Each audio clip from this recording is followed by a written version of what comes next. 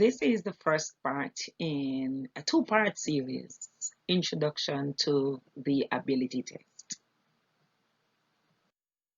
So, what are ability tests?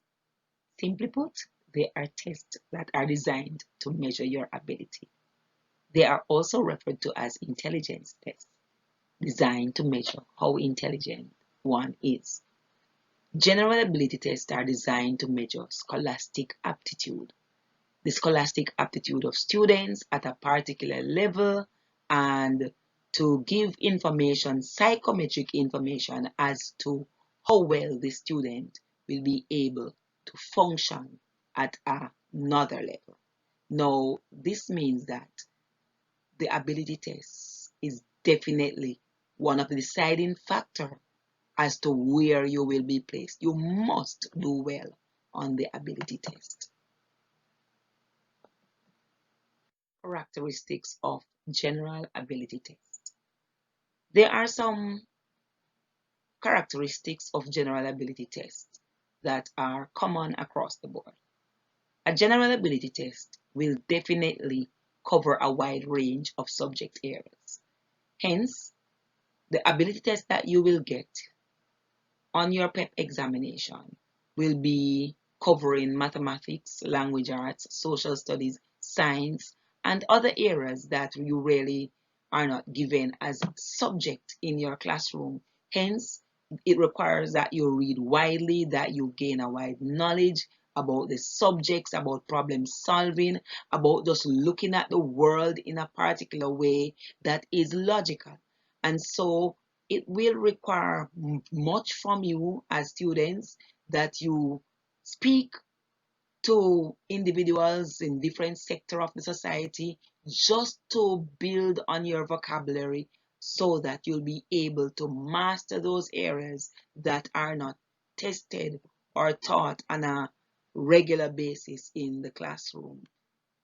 That it will help you to master the ability test.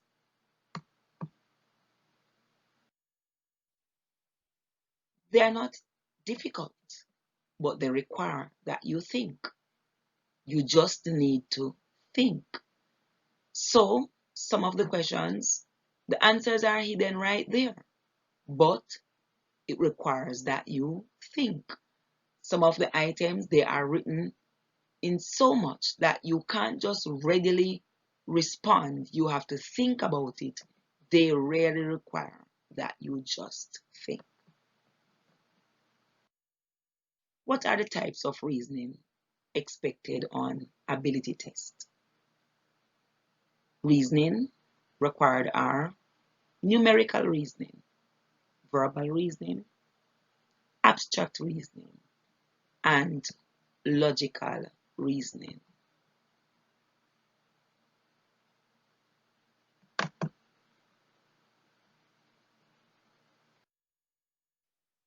Numeric reasoning, as the name suggests, numeric, having to do with numbers. And if you notice, there's a head there and something is going on in the head space. So reasoning having to do with the working of the brain. So your numeric reasoning items will pull from your mathematical knowledge, but they will push you in a problem solving mode. So you will have to be engaged in problem solving in order to solve the numeric reasoning items. So it is important that from now you start getting into the habit of solving problems if you really want to ace the ability test.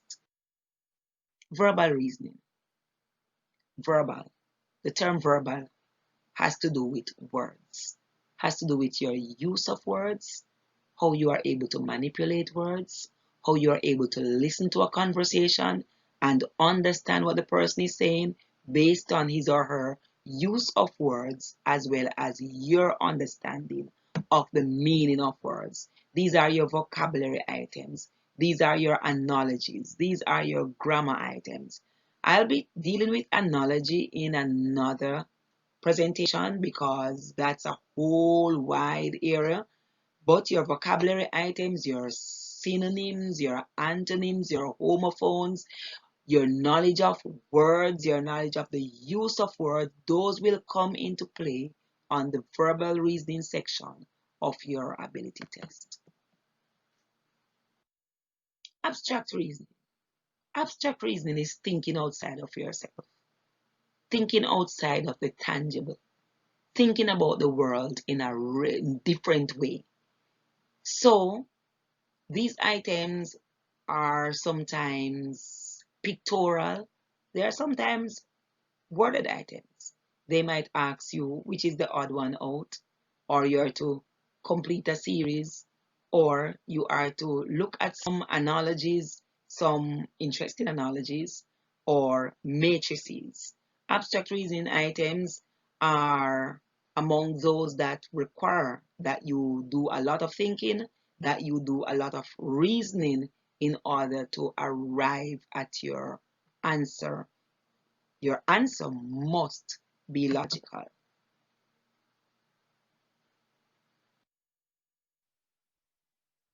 Then we have logical reasoning. Logics having to do with thinking in a sensible, sequential, and a way that is reasonable. So logical items are, they come under the four areas again, they come under all the areas. Word items, they could be scenario items responding to a scenario, but these pull on your thinking skills, and you must think logically or sensibly in order to answer the logical reasoning questions. Now, how do we tackle the numeric reasoning questions? There is a method with 4 steps, somewhat like the steps to problem solving. Step 1, detect. You detect what the question is asking you. That means in the problem steps to problem solving, it would be understand the problem. So you would read and try to understand. Then it says observe.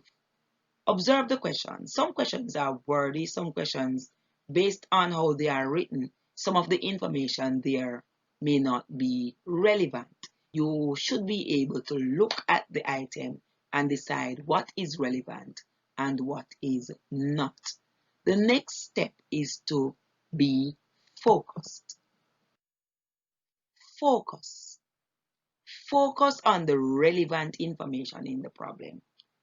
Focus on what you are asked to do.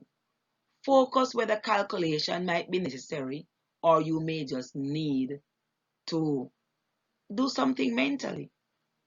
Then you eliminate all the information that is not relevant and you solve. Now, the ability test, it has the ability to fail you. If you do poorly on the ability test, you won't get into a very good school, because that test, the psychometricians use it to decide whether or not you will function in that particular space. So it is very important that we pay close attention to the ability test. Since it has the ability to fail you, you should ensure that you ace it, you get it right. Get it right in so much that you will ace it. A student got 100% this year. Many students got 97, 98, 99. It means that you can do it.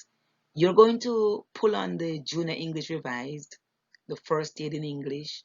Those are books that you would have had from grade 3 into grade 4. You would have used some of them in grade 5. But there are some real important topics in those books that you have not actually looked at. So we have parent and young. We have gender. We have proverbs. The proverbs, all of those may very well show up on the verbal reasoning section of your ability test. You have measures. You have even the 7 wonders of the world. I'm going to be asking that you start going from cover to cover with those books so that if you have done that, some of the verbal items would have been covered just by your dedication in going through those books. This presentation will be continued. See you then.